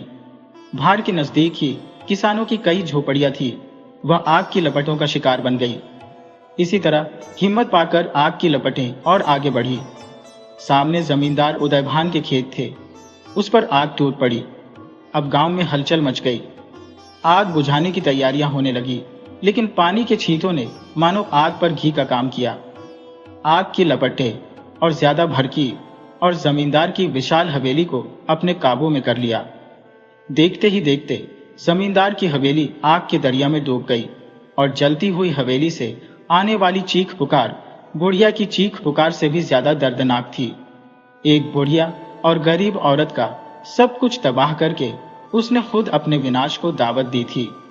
सारे गांव वाले अब यही मानते थे कि गरीब और बेसहारा बुढ़िया की बद्दुआ के कारण जमींदार का सब कुछ तबाह हो गया।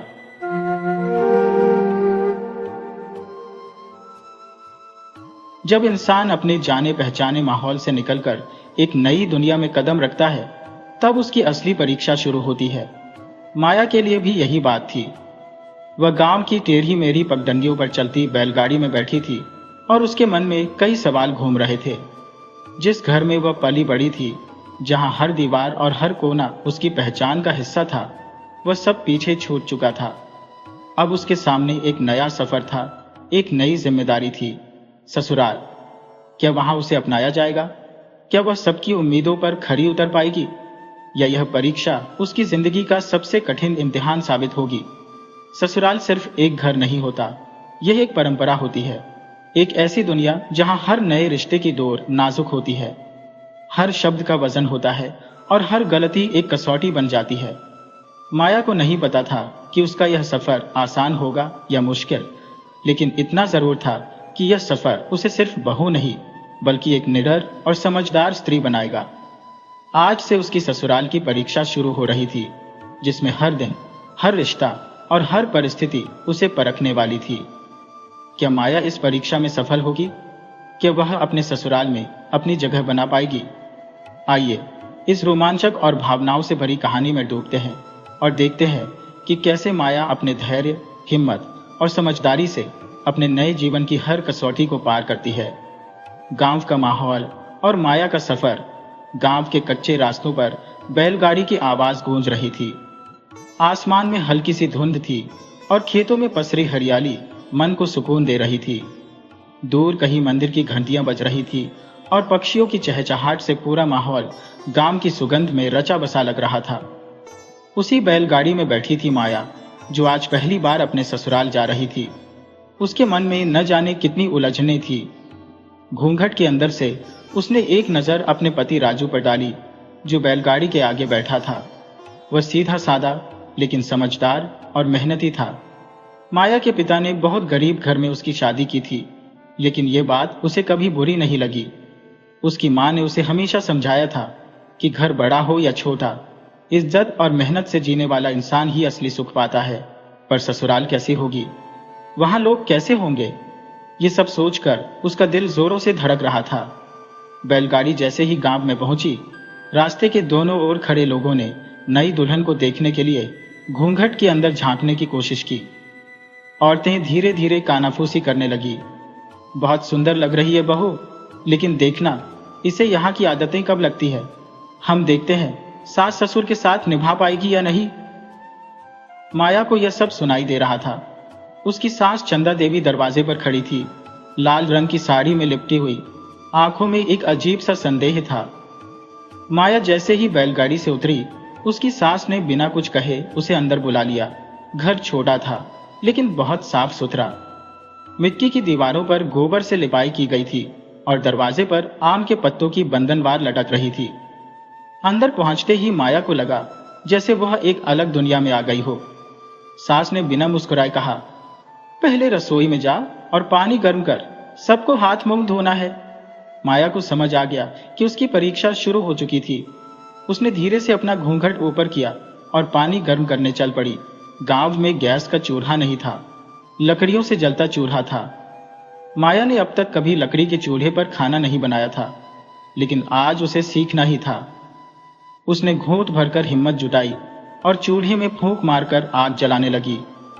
पर लकड़ियां गीली थी, आग पकड़ ही नहीं रही थी। इतने में उसकी ननद पारो वहां आ गई। वह लगभग ताने मारने के अंदाज में हंसते हुए बोली, क्या भाभी, आग भी नहीं जला पा रही? शहर में सब आसान होता है, यहां तो मेहनत करनी पड़ेगी। माया ने कुछ नहीं कहा, बस चुपचाप कोशिश करती रही। बड़ी मुश्किल से चूल्हे में आग जली। उसकी सास चुपचाप देख रही थी, लेकिन कुछ बोली नहीं। माया ने गर्म पानी तैयार कर दिया और सभी घर वालों ने हाथ मुंह धोकर खाना खाया, लेकिन उसे खुद खाने को नहीं दिया गया। वह चुपचाप बैठी रही। फिर अपनी ननद से पूछ लिया, मुझे भी खाना लेना है? पारो ने हंसकर कहा, पहले सास ससुर, फिर देवर, फिर ननद, फिर बाकी लोग और सबसे आखिर में बहू। यही गांव का नियम है। माया को यह सुनकर धक्का तो लगा, लेकिन उसने कुछ नहीं कहा। आखिर जब सब खा चुके तब उसे खाने को मिला, और खाने के लिए उसे छांटे हुए चावल मिले और सब्जी भी नाम मात्र की। वह समझ गई कि यह सिर्फ उसकी परीक्षा की शुरुआत थी। शाम होते होते एक नई समस्या आ गई। गांव में एक नियम था कि नई बहू को पहली रात ही कुएं से अकेले पानी भरकर लाना होता था। माया ने कभी कुएं से पानी नहीं निकाला था और उसे डर भी लग रहा था। गांव की औरतें इकट्ठा होकर देखने लगी कि क्या वह यह कर पाएगी या नहीं। माया ने घड़े को उठाया और कुएं की तरफ बढ़ी। कुआं गहरा था, और रस्सी से पानी निकालने में ताकत लगती थी। गांव की औरतें खुसर पुसर कर रही थी। देखो, ये लड़की कर पाएगी या नहीं? अगर पानी नहीं भर पाए तो समझो बहू में दम नहीं है। माया ने धीरे से रस्सी पकड़ी, लेकिन जैसे ही उसने घड़ा नीचे डाला, रस्सी उसके हाथ से छूट गई और घड़ा कुएं में गिर गया। औरतें हंसने लगी। उसकी सास ने दूर से देखा और कहा, अगर पानी नहीं भर पाई तो समझ लो कि बहू नाकाम है। माया को यह सुनकर बहुत बुरा लगा। वह दोबारा कोशिश करने लगी। इस बार उसने अपने दुपट्टे से हाथों को कसकर बांधा ताकि रस्सी उसकी पकड़ में बनी रहे। धीरे धीरे उसने रस्सी खींची और काफी मशक्कत के बाद उसने पानी निकाल ही लिया। औरतें चुप हो गईं। सास ने भी पहली बार ध्यान से देखा, लेकिन कुछ नहीं कहा। माया ने महसूस किया कि उसकी परीक्षा की पहली रात बहुत कठिन थी, लेकिन वह हार नहीं मानने वाली थी। पर यह तो सिर्फ शुरुआत थी। सुबह की पहली किरण जब गांव के आंगन में फैली तो माया की आंखें खुली। पिछली रात की थकान अभी भी उसके शरीर में थी, लेकिन ससुराल में बहू के लिए आराम नाम की कोई चीज नहीं होती। उसने जल्दी से उठकर अपना घूंघट ठीक किया और कमरे से बाहर निकली। बाहर आकर देखा कि उसकी सास पहले ही आंगन में बैठकर तुलसी को जल चढ़ा रही थी। माया धीरे धीरे उनके पास गई और नम्र स्वर में बोली, माँ जी, कोई काम हो तो बता दीजिए।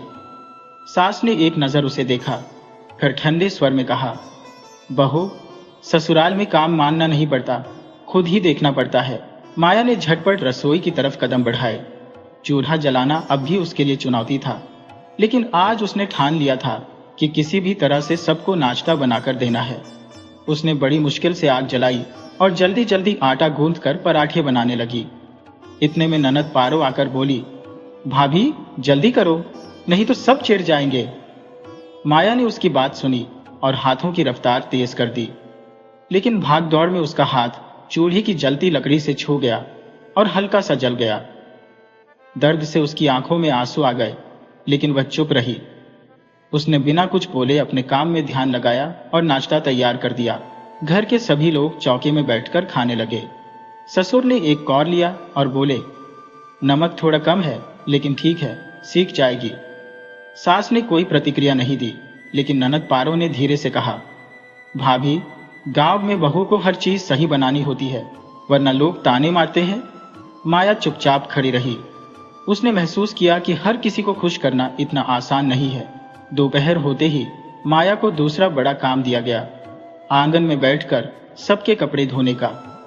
गांव में ना तो वॉशिंग मशीन थी और ना ही कोई आधुनिक सुविधा। उसे बड़े से तसले में पानी भरना था और साबुन से कपड़े रगड़ रगड़ कर धोने थे।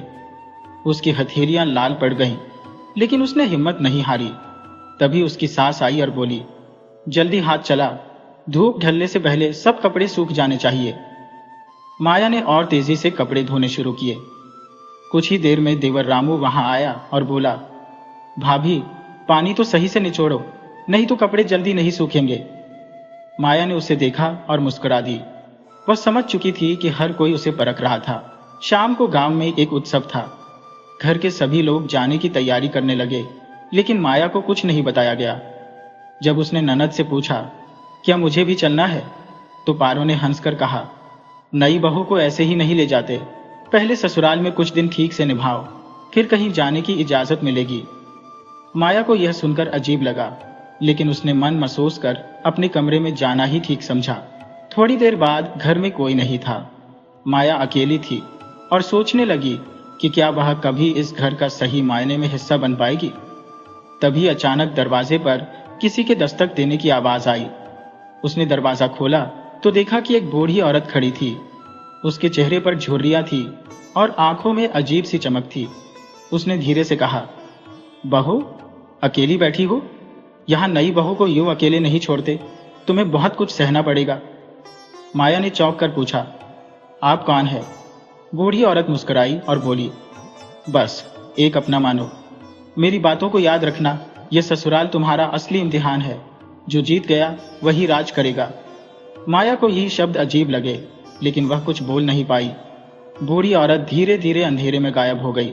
माया सोच में पड़ गई कि यह कौन थी और क्यों आई थी। क्या यह कोई संकेत था या कोई सच्चाई छिपी थी? रात हुई तो घर के लोग वापस आए। सब खुश थे, लेकिन माया चुपचाप रही। तभी उसकी सास ने उसे पास बुलाया और बोली, कल सुबह जल्दी उठ जाना, कल तुझे खेतों में भी जाना है। माया ने सिर हिलाया और अपने कमरे में चली गई। उसे अब एहसास होने लगा था कि यह ससुराल सिर्फ घर नहीं, बल्कि एक युद्धभूमि थी, जहां हर दिन नई परीक्षा देनी थी। लेकिन उसे अब हार मानने का सवाल ही नहीं था। सुबह होते ही माया की नींद खुली तो देखा कि आंगन में हलचल मची हुई थी। उसकी सास, ननद और देवर सब तैयार हो रहे थे। सास ने माया को देखते ही कहा, आज खेतों में जाना है, जल्दी तैयार हो जा। वहां काम करना आसान नहीं होता, लेकिन बहू को सब कुछ सीखना पड़ता है। माया ने धीरे से सिर हिलाया और जल्दी से कपड़े बदलने चली गई। जब वह बाहर आई तो देखा कि ननद पारो पहले ही घर के कामों में लग चुकी थी। माया ने जल्दी जल्दी रसोई में जाकर चाय बनाई और सबको दे दी। फिर वह सास के साथ खेतों की ओर चल दी। रास्ते में गांव की कच्ची सड़कों से गुजरते हुए उसने देखा कि कई औरतें अपने सिर पर घड़ा रखे जा रही थी। कुछ खेतों में पहले से काम कर रही थी। गांव की यह दुनिया उसे नई लग रही थी, लेकिन कहीं ना कहीं यह सब उसे अपने मायके की याद दिला रही थी। खेत में पहुंचते ही उसकी सास ने कहा, अब ध्यान से सुन, यहाँ काम करने के अपने तरीके होते हैं। फसल काटनी हो तो हंसिया ऐसे पकड़ते हैं, और घास निकालनी हो तो घुटनों के बल बैठकर करना होता है। माया ने सिर झुका लिया और हाथ में हंसिया पकड़कर फसल काटने लगी। शुरू में उसे काफी परेशानी हुई। हंसिया पकड़ते ही उसकी उंगलियों में हल्की खरोंच आ गई, लेकिन उसने हिम्मत नहीं हारी। पास में खड़ी एक बुजुर्ग औरत, जो गांव की बाकी औरतों के साथ काम कर रही थी, उसे देखकर मुस्कुराई और बोली, नई बहू को ऐसे ही मेहनत करनी पड़ती है, धीरे धीरे सब आ जाएगा। गर्मी बढ़ती जा रही थी और पसीना माया के चेहरे पर बहने लगा था, लेकिन वह लगातार मेहनत करती रही। दोपहर होते होते उसकी सास ने कहा, अब घर चल, खाना बनाना भी तेरा ही काम है। माया ने जल्दी से काम समेटा और घर की ओर चल पड़ी। रास्ते में उसकी आंखों में थकान थी, लेकिन मन में संतोष था कि उसने कुछ नया सीखा। घर पहुंचते ही उसे दोबारा रसोई में जाना पड़ा। आज उसे अकेले ही सबके लिए खाना बनाना था। वह जल्दी जल्दी चूल्हा जलाने लगी, लेकिन लकड़ियां सही से नहीं जल रही थी। तभी ननद पारो आई और हंसते हुए बोली, भाभी, इतना धीमे काम करोगी तो सबको भूख से गुस्सा आ जाएगा। माया ने कुछ नहीं कहा, बस अपने हाथों की गति तेज कर दी। जैसे तैसे उसने दाल, चावल और सब्जी बना ली। जब सब खाने बैठे तो ससुर ने चुपचाप खाना खाया और बिना कुछ कहे उठकर चले गए। सास ने भी कोई प्रतिक्रिया नहीं दी। माया को समझ नहीं आया कि यह अच्छा संकेत था या बुरा। शाम को जब वह आंगन में बैठी थी, तभी देवर रामू आया और धीरे से बोला, भाभी, तुम इतनी मेहनत क्यों कर रही हो? यहाँ सबको खुश रखना आसान नहीं है। माया ने मुस्कुराकर कहा, मैं सिर्फ अपने कर्तव्य निभा रही हूँ, एक दिन सब मुझे जरूर अपनाएंगे। रामू ने उसकी आंखों में आत्मविश्वास देखा और सिर हिलाकर चला गया। रात हुई तो माया अपने कमरे में सोने चली गई, लेकिन उसकी आंखों में नींद नहीं थी। वह सोच रही थी कि क्या वह इस ससुराल की परीक्षा में सफल हो पाएगी। तभी अचानक दरवाजे पर हल्की सी आहट हुई। माया ने चौंक कर देखा तो वही बूढ़ी औरत खड़ी थी जो पिछली रात आई थी। वह धीरे से मुस्कुराई और बोली, बहू, यह तो बस शुरुआत है, तुझे अभी बहुत कुछ देखना बाकी है, लेकिन याद रखना, धैर्य और समझदारी ही तेरा सबसे बड़ा हथियार है। माया ने कुछ बोलने के लिए मुंह खोला, लेकिन तब तक वह औरत गायब हो चुकी थी। माया सोच में पड़ गई कि यह औरत कौन थी। क्या वह सिर्फ एक सपना थी या कोई संकेत? लेकिन अब उसे यकीन हो गया था कि यह ससुराल सिर्फ रिश्तों की दौड़ से नहीं, बल्कि परीक्षा की कसौटी पर टिकी हुई थी, और उसे इस परीक्षा को हर हाल में पास करना था। रात के अंधेरे में माया की आंखों में नींद नहीं थी। दिन भर की थकान उसके शरीर पर हावी थी, लेकिन मन में उठते सवाल उसे सोने नहीं दे रहे थे। कौन थी वह बूढ़ी औरत? क्या वह महज एक सपना थी या सच्चाई? क्या यह कोई संकेत था कि उसकी परीक्षा अभी और कठिन होने वाली थी? विचारों के बीच जाने कब उसकी आंख लग गई, उसे पता ही नहीं चला। अगली सुबह जब माया की आंख खुली तो सूरज की किरणें आंगन में फैल चुकी थी। वह जल्दी से उठी और रसोई में चली गई। वहां पहले से ही उसकी सास खड़ी थी, जो शायद इस इंतजार में थी कि बहू कब उठेगी। माया ने झुककर प्रणाम किया और कहा, माँ जी, आज का काम क्या क्या करना है? सास ने उसे घूरते हुए कहा, आज तुझे खेत के काम के अलावा घर का भी सारा काम संभालना होगा। बहू सिर्फ चूल्हा चौका करने के लिए नहीं होती, उसे हर हाल में परिवार की जिम्मेदारियां निभानी पड़ती है। माया ने सिर झुका लिया और काम में जुट गई। पहले उसने जल्दी जल्दी घर के आंगन को बुहारा, फिर पानी भरने के लिए कुएं की ओर चली गई। कुएं पर गांव की कुछ और औरतें पहले से पानी भर रही थी। जब माया ने बाल्टी कुएं में डाली तो उसमें से पानी निकालना उसके लिए आसान नहीं था। उसे अपने मायके में कभी इतना मेहनत वाला काम नहीं करना पड़ा था। तभी पीछे से किसी ने हंसते हुए कहा, नई बहू का हाथ कांप रहा है। ये आवाज उसकी ननद पारो की थी। बाकी औरतें भी हंसने लगी। माया ने कोई प्रतिक्रिया नहीं दी, बस अपनी पूरी ताकत लगाकर पानी निकाला और घड़ा भरकर घर ले आई। घर पहुंचते ही सास ने उसे खेत जाने के लिए कहा। आज उसे अकेले जाना था। गांव के कच्चे रास्तों पर चलते हुए वह सोच रही थी कि यह सब कितना अलग था। मायके की नरम छांव से ससुराल की तपती धूप तक का सफर कितना कठिन था। जब वह खेत पहुंची तो वहां पहले से ही कुछ और औरतें काम कर रही थी। माया ने चुपचाप काम शुरू किया। फसल काटते हुए उसके हाथ में एक गहरी चोट लग गई। खून बहने लगा, लेकिन उसने अपने दुपट्टे से हाथ बांध लिया और बिना रुके काम करती रही। तभी पास खड़ी एक बुजुर्ग औरत ने कहा, बहू, इतना मत सहा कर। औरत जब दर्द सहती है तो लोग उसे कमजोर समझने लगते हैं। माया ने उसकी बातों को ध्यान से सुना, लेकिन कोई जवाब नहीं दिया।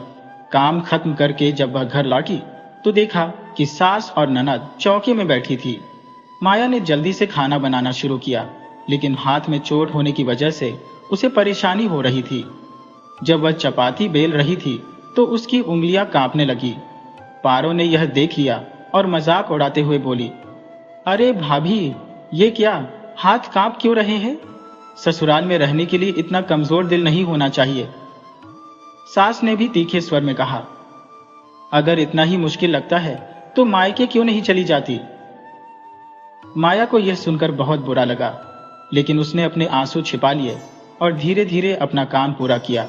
रात को जब वह अपने कमरे में आई तो खुद से एक ही सवाल पूछ रही थी, क्या वह इस ससुराल को कभी अपना बना पाएगी? तभी उसे फिर से वही हल्की सी आहट सुनाई दी। जब उसने दरवाजे की ओर देखा तो वही बूढ़ी औरत खड़ी थी। इस बार माया को डर नहीं लगा। उसने धीरे से पूछा, आप कौन है? बूढ़ी औरत मुस्कुराई और बोली, मैं वो हूं जिसे तू देख तो सकती है लेकिन छू नहीं सकती। तेरा मन तुझसे कहता है कि यह घर तुझे अपनाएगा, लेकिन हकीकत यह है कि तुझे इसे जीतना होगा। यह ससुराल तेरी परीक्षा ले रहा है, लेकिन असली इम्तिहान अभी बाकी है। माया के मन में सवालों की बाढ़ आ गई, लेकिन जब तक वह कुछ और पूछती, बूढ़ी औरत गायब हो गई। इस बार माया को यकीन हो गया कि यह कोई सपना नहीं था, कुछ न कुछ रहस्य जरूर था जिसे समय के साथ खोलना था। अगले दिन सुबह जब माया उठी तो उसने खुद को पहले से ज्यादा मजबूत महसूस किया। अब उसे सिर्फ अपने ससुराल की परीक्षा नहीं देनी थी, बल्कि इस घर में अपनी पहचान भी बनानी थी। लेकिन उसे नहीं पता था कि अगली परीक्षा उससे कहीं ज्यादा कठिन होने वाली थी। माया की आंखों में नींद तो थी, लेकिन मन में बेचैनी ज्यादा थी। ये रात भी बाकी रातों की तरह थी, अंधेरी, रहस्यमयी और विचारों से भरी हुई। वह समझ नहीं पा रही थी कि उस बूढ़ी औरत की बातें क्या वाकई सच थी। क्या यह ससुराल उसे कभी अपनाएगा, या यह परीक्षा कभी खत्म ही नहीं होगी? सुबह हुई तो वह हमेशा की तरह जल्दी उठ गई और घर के कामों में लग गई। आज उसे खेत भी जाना था और घर के सारे काम भी निपटाने थे। सास ने उसे देखते ही कहा, आज गांव के कुछ मेहमान आने वाले हैं, सब कुछ अच्छे से तैयार करना, कहीं कोई कमी नहीं होनी चाहिए। माया ने सिर हिलाया और सबसे पहले आंगन को अच्छे से बुहार दिया, फिर रसोई में जाकर खाना बनाने लगी। लेकिन आज सब कुछ इतना आसान नहीं था। जब वह खाना बना रही थी तो पारो ने चुपके से नमक की डिब्बी बदल दी। माया को इस बात का अंदाजा नहीं था। जब खाना परोसा गया तो पहली ही बाइट लेते ही ससुर ने गुस्से से कहा, यह क्या बनाया है, इतना ज्यादा नमक डाल दिया। सास ने भी तंज कसते हुए कहा, तुझे रसोई संभालनी नहीं आती तो पहले सीख तो लेती, मेहमानों के सामने हमें शर्मिंदा करवा दिया। माया को समझ नहीं आया कि यह सब कैसे हुआ। उसने तो ध्यान से नमक डाला था। तभी पारो हंसते हुए बोली, भाभी, तुमने ही तो नमक डाला था, अब क्या सफाई दे रही हो। माया को इस चालाकी का एहसास हुआ, लेकिन उसने कुछ नहीं कहा। उसने चुपचाप अपनी गलती मानी और दोबारा खाना बनाने लगी। उसकी सास और ससुर की आंखों में अब भी नाराजगी थी, लेकिन वह जानती थी कि बहू को यहाँ अपनी जगह खुद बनानी पड़ती है। शाम को जब वह खेतों से लौटी तो देखा कि आंगन में गांव के कुछ बुजुर्ग बैठे हुए थे। वे लोग किसी गंभीर विषय पर चर्चा कर रहे थे। माया चुपचाप रसोई में जाकर चाय बनाने लगी। तभी उसकी नजर खिड़की के बाहर पड़ी, जहां कुछ लोग किसी जमीन के झगड़े को लेकर बहस कर रहे थे।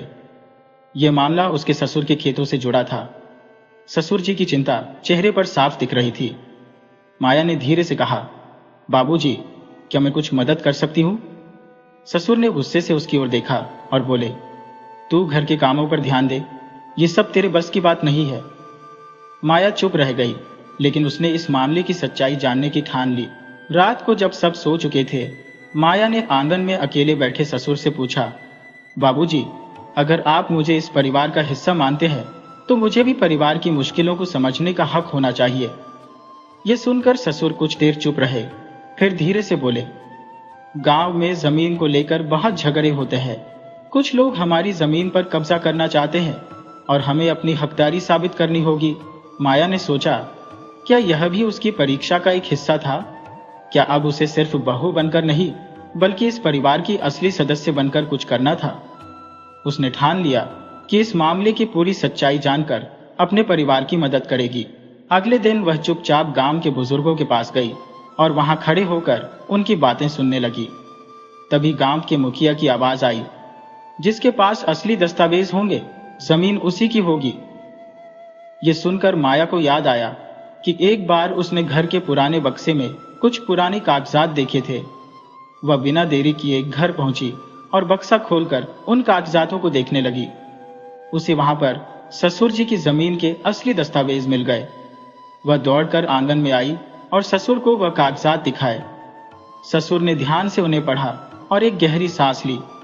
यह तो वही कागज है जिनकी हमें जरूरत थी। माया की आंखों में आत्मविश्वास झलक रहा था। अगले ही दिन पंचायत बुलाई गई और माया के दिए गए दस्तावेजों से यह साबित हो गया कि जमीन उनके परिवार की ही थी। गांव वालों ने ससुर की सच्चाई को स्वीकार किया और जमीन का विवाद खत्म हो गया। जब माया घर लौटी तो सास ने पहली बार उसकी ओर नरम नजरों से देखा और कहा, बहू, आज तूने सच में इस घर को संभाल लिया। यह पहला मौका था जब सास ने माया की तारीफ की थी। उस रात जब माया अपने कमरे में आई तो फिर से दरवाजे पर आहट हुई। वह समझ गई कि वही बूढ़ी औरत आई होगी। उसने दरवाजा खोला, लेकिन इस बार वहां कोई नहीं था। माया मुस्कुराई और धीरे से कहा, अब मुझे किसी के इशारों की जरूरत नहीं, मैं खुद अपनी राह बना सकती हूँ। माया को अब समझ आ गया था कि ससुराल सिर्फ रिश्तों का बंधन नहीं, बल्कि एक परीक्षा है, और इस परीक्षा में वही पास होता है जो हर मुश्किल को धैर्य और समझदारी से पार करता है। माया की यह यात्रा सिर्फ एक बहू की परीक्षा नहीं थी, बल्कि यह जीवन के असली सबक सीखने की यात्रा थी। उसने यह समझ लिया कि ससुराल सिर्फ एक नया घर नहीं होता, बल्कि एक नई दुनिया होती है, जहां हर कदम पर धैर्य, समझदारी और आत्मविश्वास की कसौटी होती है। माया ने सहनशीलता से कठिनाइयों का सामना किया, अपमान को सहा, चालाकियों को परखा और हर कठिनाई में समाधान खोजने का हौसला रखा। उसने यह साबित कर दिया कि नारी सिर्फ सहने के लिए नहीं बनी, बल्कि वह अपनी समझदारी और सूझबूझ से परिवार को संवार भी सकती है और समाज में अपनी जगह भी बना सकती है। जीवन हमें कई परीक्षाओं से गुजारता है, लेकिन जो व्यक्ति सच्चाई, मेहनत और संयम का दामन थामे रहता है, वही सच्चे अर्थों में महेश होता है। माया की कहानी हर उस लड़की के लिए एक प्रेरणा है जो नए रिश्तों में संघर्ष करती है, जो अपने अस्तित्व को बनाए रखने के लिए हर दिन एक नई चुनौती से जूझती है। यह कहानी हमें सिखाती है कि ससुराल की परीक्षा सिर्फ एक स्त्री की परीक्षा नहीं, बल्कि रिश्तों की भी परीक्षा होती है। अगर रिश्ते सच्चे हो तो वक्त के साथ वे मजबूत होते हैं, और अगर वे छल और स्वार्थ से भरे हो तो समय उन्हें तोड़ देता है। माया की तरह हर स्त्री को अपनी पहचान खुद बनानी होगी। क्योंकि जीवन में सम्मान और प्यार मांगा नहीं जाता, बल्कि अपने कर्मों से कमाया जाता है। तो जीवन की इस परीक्षा में हर कदम पर खुद को साबित करना ही असली जीत है।